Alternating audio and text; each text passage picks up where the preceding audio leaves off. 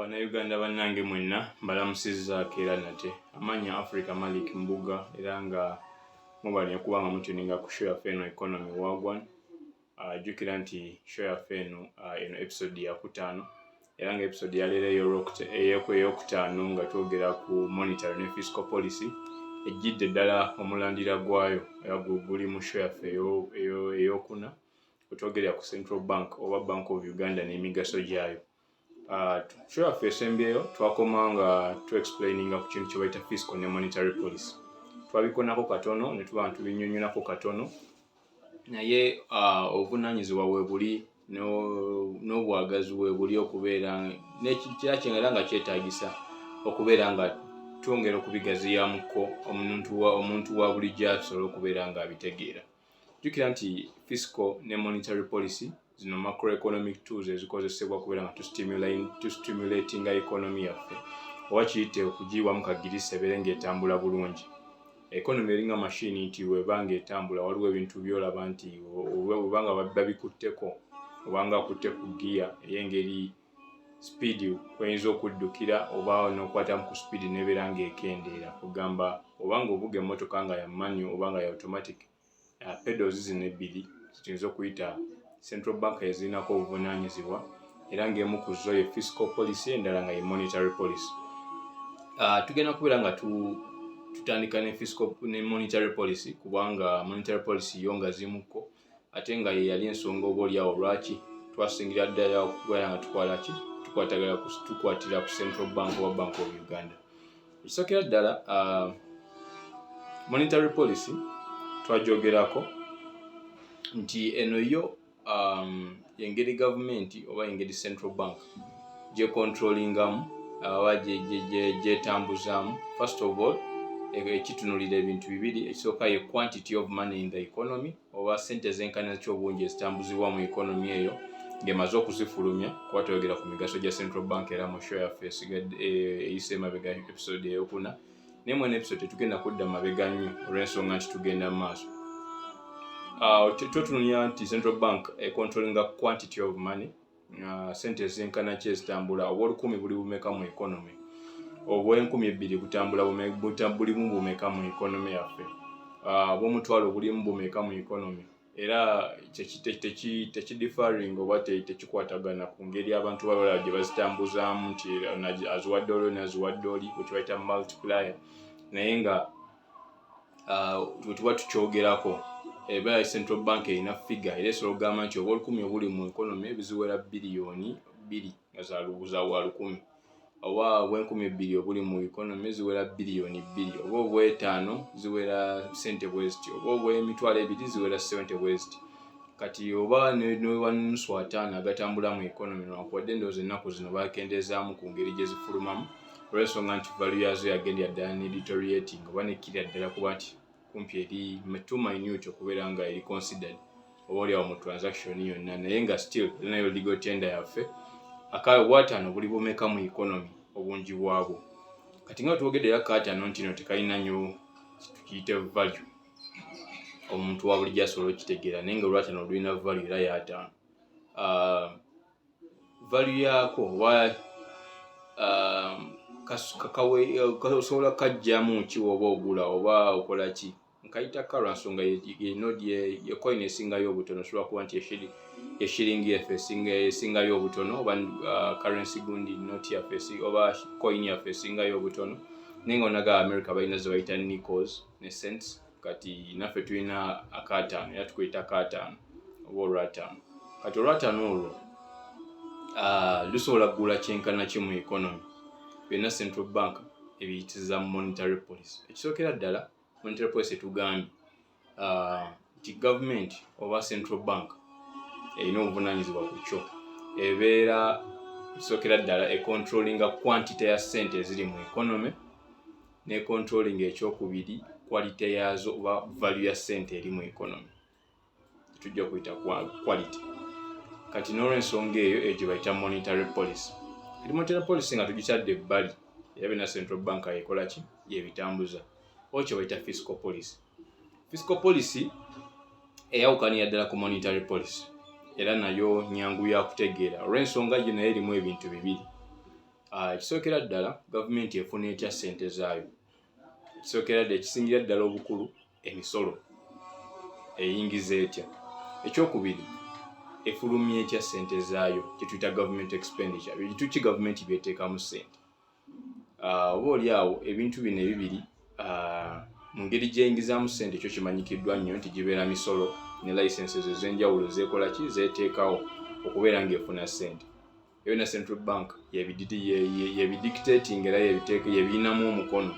Ensonga lwaki oluusi olwawo oliawo neewuunya nnyo n'okuba nti nno era tulina omulimu gw'amaanyi nnyo ogw'okubeera nga tusomesa bannayuganda bannaffe. Ensonga ez'omusolo ziba ziguddewo nga tetunakubeera nga tuddukira mu Parliament ababaga amateeka oba oliawo. Tulina nnyo okuddukira eri Central Bank oba oliawo PR wa Central Bank yaffe eya Bank of Uganda okubeera nga atunnyonnyola oba waliwo obuzibu mu economy nti gavumenti teyingiza kimala, nti tulina obuvunaanyizibwa okubeera nga twongera akasente ako kubanga gavumenti eyingiza ekimala esobole okuba nga etupulaningira. Naye ebyo byonna biri mu fiscal policy. Kasi ekikwatagana ku musolo kiba kitegeeza gavumenti eba eyingizaayo nga yo, so eyo gye bayita fiscal policy, naye ngeri ssente ezo gyezisaasaanyaamu. Kati mu kusaasaanya wano mulimu ebintu bibiri eby'amakulu. Waliwo okusaasaanya okuzza ssente indirectly oba directly okusinziira ku system oba philosophy of economic philosophy ensi gyetambuliramu. Oba waliwo okusaasaanya okutazza ssente nga kuyamba buyambi bantu ng'obuvunaanyizibwa oba okubaddiza okuba nti bawaayo omusolo n'okwenjoyinga services ez'enjawulo n'okwongera ku quality y'obulamu y'abantu aba bulijjo. Kati bintu bino birimu emirundi ebiri era nga wembinnyonnyodde awo waggulu, naye tusobola okulako example emu ku emu ku ngeri oba example zigenda bbeera ssatu. Esookera ddala ebintu gavumenti byesaasaanyizaako ssente nga tebizza magoba oba nga tebizigiddiza yo nga yo magoba naye ng'abantu babifunamu. Ebintu ng'amalwaliro, ebintu ng'okukola enguudo nga tebizza ssente awo wennyini directly, nti omuntu ogenda n'omujjanjaba mu ddwaliro ng'asasula bulijjo omusolo oba omuddiza. Ate waatereera oba okikomezzaawo ebeera direct nti amuyambye directly, naye indirectly nti omuntu ono ate waawona n'addamu n'akola ssente, addamu n'awa omusolo n'awaaki gavumenti. So gavumenti eba ekuteekamu ssente obeere ng'ate naawe ogikola ki, ogiyimirizaawo, buli omu adipendinga ku munne. Kati eyo keesi esooka. Keesi ey'okubiri tugambye directly, indirectly oba kisinziira ku economic philosophy oli gy'awangaaliramu. Katugeze socialism. Mu socialism obanga gavumenti erina omukono mu bintu by'enfuna by'abantu ba bulijjo, gavumenti eza bulijjo zibeera ne bizinesi ezaazo. Oyinza okulaba kati nga Uganda Airlines, unfortunately eyaffe wano bagi privatizing, oba fortunately bw'obeera capitalistic kubanga ezo zimu ku structured investment policies oba SAPs. IMF ne World Bank ze batugamba okutekinga forward okubeera nga batuwa obuyambi. Mumuli okutunda ebintu gavumenti byebadde erinako obuvunaanyizibwa n'ebiprivatizing n'ebitunza abantu ba bulijjo. Kati ebintu ng'ebyo mu socialism bibeera bitono. Nti obeera nga tugeze case scenario nti oba nti obadde kino kyayita dda kankikozese nti Uganda Airlines obeera nga ya gavumenti yaffe ennyini gavumenti yeba egirinako obuvunaanyizibwa era abantu ba bulijjo tebagibeeramu na mukono. Okuggyako abagigulamu shares ezimu ku zo naye nga biggest share erina okubeera ya gavumenti. Kati ebintu ng'ebyo gavumenti eba ewa abantu emirimu. Mu kubawa emirimu eteeka ssente mu companies zino ng'ezisuubira okuba nti ne ziba zikoze loss ne ziba zikoze profit, ssente era abantu ba bulijjo bafunamu. Kati eyinza ogitwala nga direct, gundi direct disposal of income oba direct expenditure oba indirect expenditure, nti gavumenti ebintu byesaasaanyizaamu omusolo. Naye wetuddayo ku fiscal policy in general twogera ku ssente gavumenti zekola ki, buli musolo gweteekawo okubeera ng'eyingiza ne ssente zisaasaanyiza etya. Ebintu bino esobola bikozesa okustimulating economy. Kati nga for example gye njogedde emabegako eya Uganda Airlines oba business ya gavumenti yonna nti ebintu bino ebiteekawo abantu ne bafuna emirimu. Ate oluma kati ebeera fiscal policy jukira ekirimu expenditure yaki ya gavumenti, abantu bafuna emirimu ate olumala ne bajjamu era emisolo egikola ki kuba wekuwa omulimu ate kujjako omusolo gwe bangezaayo ku akawunti yayo kubeera nga ate eyamba abantu abalala. So ebintu ng'amalwaliro, ebintu ng'enguudo, ebintu ng'okuzimba national stadiums oba stadia kusinziira ku luzungu lw'okozesa omusi ki mu preferring okujja oluzungu ebintu nga okuprotectinga ebibira, sente ze bakozesa, ebintu ng'ebyo, okusasula abakozi ba gavumenti, okusasula amagye, okusasula poliisi, okusasula authorities ez'enjawulo ze gavumenti zeyina, n'okusasula bennyininyini abawooza bannanyini ba taxman baba URA oba abantu bonna abavunaanyizibwa kubanga bacollecting emisolo bino. Ebyo byonna bigwa mu ki bayita fiscal policy. Kyolaba yo nkulu nnyo ate oba oliawo amuze endala eza gavumenti zeyandibadde zitunuulira ennyo okubeera nga zikola ki zigi-influencing engeri gyetambulamu kubanga zigibwakinga nnyo. Naye monetary policy nga bwe twayogedde, fiscal policy nginnyonnyoddeko era nnyo ekyo ekikulu ekyoyinza okugitegeerako okuggyako maaso theories endala ezijja zeeyongeramu kati ng'eya Ricardo ng'eyogera ku government expenditure oba ebintu gavumenti byeteekamu ssente nga ssente eyeewooza neewole nti kiyamba gavumenti okuba nga egenda mu maaso oba abantu babulijjo okugenda mu maaso oba nedda. Omwami Ricardo ye agamba nti okwewola ssente n'oba nga ofinancinga government expenditure tekiyamba nnyo kuba in the long run mu maaso eyo oba ozeewoze oba olina ozizaayo. Kati mu kuzizaayo ate abantu ba bulijjo bo basigala basasula kumpi omusolo gwe gumu nti gwe basonyiye leero enkya bagenda kuddamu bamuteeko omusolo gwe gumu abeere nga azzaayo loan eyo gye baba beewoze okubeera nga bakola ki bamuwa services ng'ezo. Naye mu fiscal policy omwo nnyini ensonga kitugiremeddeko ntugiwako kabanga yadde nfundamukko mu kunnyonnyola olw'ensonga nti abantu abasinga wano gavumenti we basinga ogifiiringiramu ddala mu kugiwa omusolo n'ebyo bye bagisuubiramu okubeera ng'ebawa.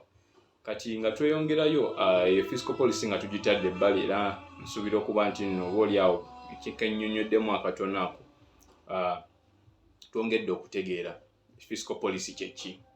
Naye monetary policy yate we tuba tuginnyonnyola jjukira twogedde ku quantity ne quality of money.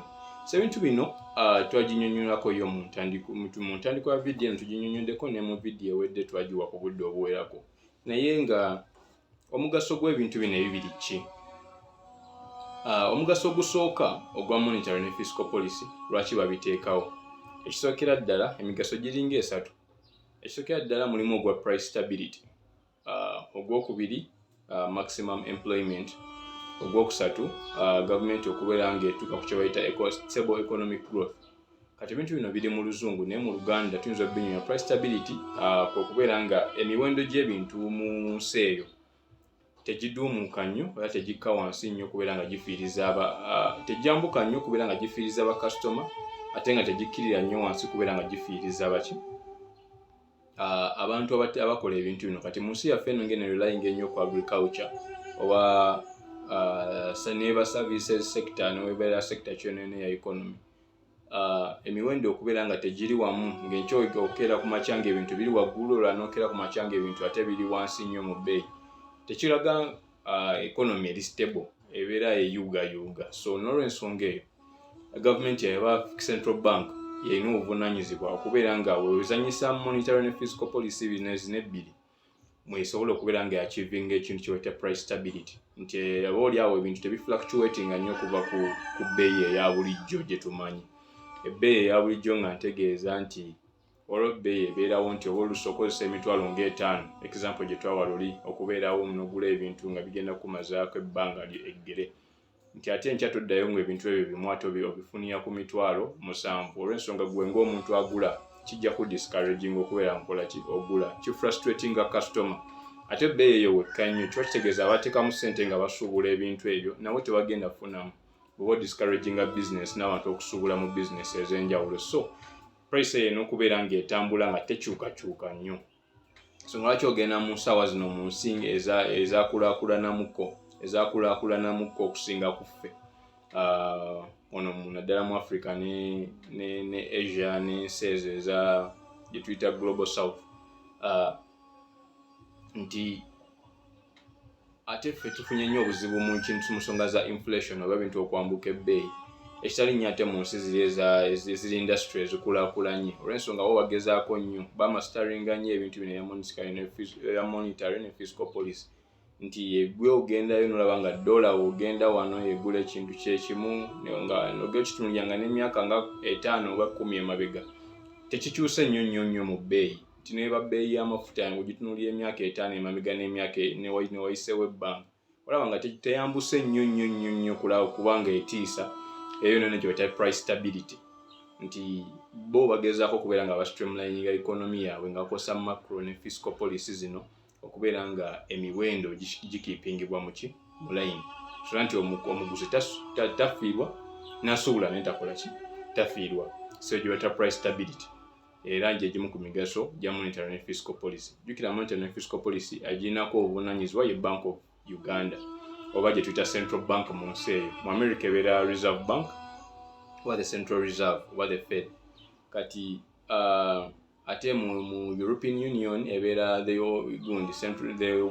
central bank of Europe oba ejja ekyusibwa amanyi okusinziira ku muntu kyaba explaining ensonga eyo naye nga Europe oba European Union nayo ina central bank egitwala Britain gye yavaamu emabega mu Brexit kati ne Britain nayo ina central bank yayo ne buli nsi eri awo ate nayo ina central bank kati otubanga twongera okubikola okubigaziwamuko byongera okubeera nga topics nyingi naye otuba twogera ku nsi yaffe Uganda central bank erina obuvunaanyizibwa obwo okubeera nga prices ziri stable mu economy okutambula ku bbanga eryo era bwetulaba nga ebintu ng'amafuta galinnye nnyo ebbeeyi wabeera nga tuba tulina nnyo okwebuuza ku central bank kyekiddako lwansonga obuvunaanyizibwa era busigala buli gyeri okubeera nga ebintu ebimu ebyo bicontrollinga kuba nti biva mu line kati nga vudde ku price stability okyota maximum employment eno goal mu economy okubeera nga abantu abasinga balina emirimu naye tekikoma ku bantu bokka kigaziyira ddala paka ku raw materials zetulina na buli muntu okubeera nga ali utilized oba buli resource gye tulina kabubeere budde kebeere internet kabubeere muntu wa bulijjo nga mukozi nti agibwamu ekyo ekigwana okubeera nga kimuvaamu okubeera nga omuntu omulala abamukozesa oba ensi emufunamu kati ekyo bayita maximum employment nti buli muntu afuna omulimu buli muntu akola ekyo ekigwana okubeera nga economy emufunamu afulumya ekigaso omulala maximum nti nga onagamba nti akaseera kano kakozesezza to the maximum n'omuntu asobola okukola to the maximum ne internet osobola gikozesa to the maximum of your potential ne raw materials osobola zikozesa to the maximum kati ebyo nebyo monetary ne fiscal policy ebinamu omukono nga nekisemberayo ddala ye economic growth jjukira nti business buli gye zeeyongera okukula output neyeyongera oba buli business ngeri successful nga operating la losses obeera kyo bayita economic growth nti economy ebeera ekula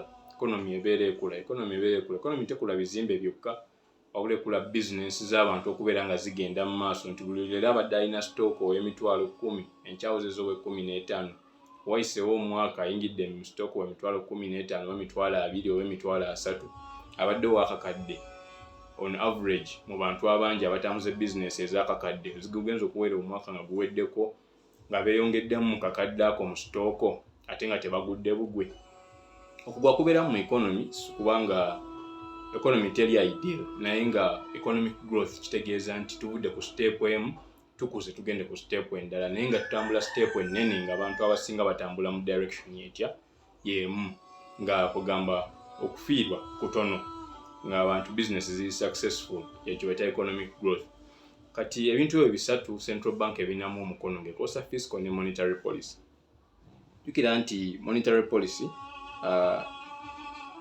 ina objectives ez'ebintu bino waliwo esookera ddala nga wetuzinnyonnyoddeko awo mpozi eyinza okusembayo full employment eno eyinza okubuzaabuzamuko ku bantu bangi naye nga yo jjukira nti tugyogeddeko nti tekikwatagana ku muntu yekka naye nga kyo kijja kitya jjukira monetary policy nga mmaliriza mu monetary policy mulimu ekintu kye bayita okubeera nga government wa central bank ewolera abantu ku miwendo egya wansi. Jukira twanyonnyola oli emabega nti central bank yeyina obuvunaanyizibwa obuwola banka zino ezaffe eza bulijjo zi commercial bank ku miwendo gyebeesazeewo oba ku musingo gyebeesazeewo. Ate eteekamu kye bayita interest. Kati interest eyo weegyambusa kiba kitegeeza nti ne business ne commercial banks zino eziwola abantu ba bulijjo zigenda kwongera ki interest ku loan gye zikuwa, nti amagoba oba ogenda kwongeramu mangi olw'ensonga ne mukambama wali central bank abakoze eki abongezaamu akasente, naye akasente ako we kabeera nga kakkirira central bank keesaba commercial bank zino ku loan zebeegiwa, kazibe short term kazibe long term. Nawe kyanguyira omuntu wa bulijjo okubeera nga accessinga credit yo oba nga accessinga loan eyo kugendayo kugamba eriwo byanguwa neno byanguwa. Kati ebintu ebyo byanguwa nga loan za layisi abantu bangi bagenda okugenda mu banka basobole okwewolayo ku layisi bakole business zaabwe ez'enjawulo. Kati omuntu akola business nga zanja kimwanguyira n'okuzzaayo akasente kuba kabeera katono, omuwendo gubeera mutono gwe baba bamutaddeko okubeera nga azzaayo ku principal gy'aba yeewoze oba principal esente ezaba yeewoze then interest ge magoba. Kati sente zo ziba nga zikendeddemu omuntu kimwanguyira okukola business n'abeewola beeyongerako business ne ziba nga zeeyongera okukola ki okutambula. Kati gavumenti oba eyagala ku reducingamu ku sente ezo tekitakikola mu mutima mubi, n'ebiseera ebisinga beerawo ekintu kye tuyita inflation oba ebintu kasita beeyongera ebbeeyi. Ebintu bwe beeyongera ebbeeyi litwakinnyonnyola central bank kyekola ng'eyongeramu ka interest yako ekwongeramu ng'abantu balekerawo okugula ebintu ebyo mu bungi, naye unfortunately kireetawo ekintu kye bayita unemployment kubanga abantu abasinga business we zeeyongera ebbeeyi abakozi abasinga baba balina obbajjako ku mulimu oba abamu baba balina obbajja ku mirimu business zisobole okusurvivinga. Ate ekyo nga kitaasa abantu abalala emyondo gireme kwambuka nnyo. So mathematics oba science ali mu nsonga ya inflation ne monetary policy. So monetary policy tugirabyeko ne fiscal policy tugirabyeko obanga ofunyeemu obuzibu okutegeera mu mbeera yonna mu show yaffe eno gye tukoze sikadde tubeeyanza kubeera nga mutuwadde obudde buno ne tusuubira nti ne bye tunnyonnyodde mu mbeera etegerekeko obulungi mu lulimi olwaffe Oluganda, naye obanga ofunyeemu obuzibu okutegeera ewantu wonna feel free osobola otusindikira ka message ku namba yaffe oba osobola ku commentinga ku video eno. Jjukira nti commentinga ku minus wonna commentingidde kiba kitwanguyira okutegeera wawo commentingidde ntuba nga tukuddamu, oba oweereza ekibuuzo kyo directly ku WhatsApp oba no kikomentinga waawo tujja kubeera basiimo nnyo okubeera nga tukuddamu n'okwongera okuttaanya ensonga zino n'okwogera one on one oba nga totegedde. Enamba zaffe weeziri osobola okusindikira ka WhatsApp oba okutukubirako ne tubeera nga twongera okunnyonnyola ensonga zino. Ne service eri free era tetusasuza muntu yenna kubeera nga twongera okunnyonnyola oba tukuwa consultancy services zino. Nedda tukikola olw'okuba nti nno abantu bangi beetaaga okubeera nga bamanya ebintu bino ensi osobola okubeera nga egenda mu maaso ate ffenna tufunemu.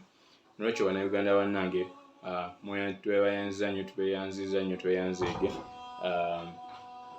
era show yaffe eno olwaleero eteereddwamu akasente oba ka airtime aba Catstayers era ennamba yaabwe mujja bba muziraba wano mu video yaffe eno tugenda bateekako ku screen yaffe wano. Osobola okubeera nga obafuna ku nnamba ezo oba okubasanga ku offices zaabwe Bakuli. Batunda emipiira gy'emmotoka, batunda rims z'emmotoka era nga mulimu guno bagumazeemu ebbanga ddene era nga bye bakola biri legit. So tujja kuba basiimu nnyo okubeera nga muwagira bizinesi zaffe eza Uganda n'okubeera nga mutuwa obudde bwammwe n'obwesigwa bwammwe okubeera nga twongera okuttaanya ensonga ez'enjawulo. Mwebale nnyo, mwebale ddala, akuumira takuumira mpeera.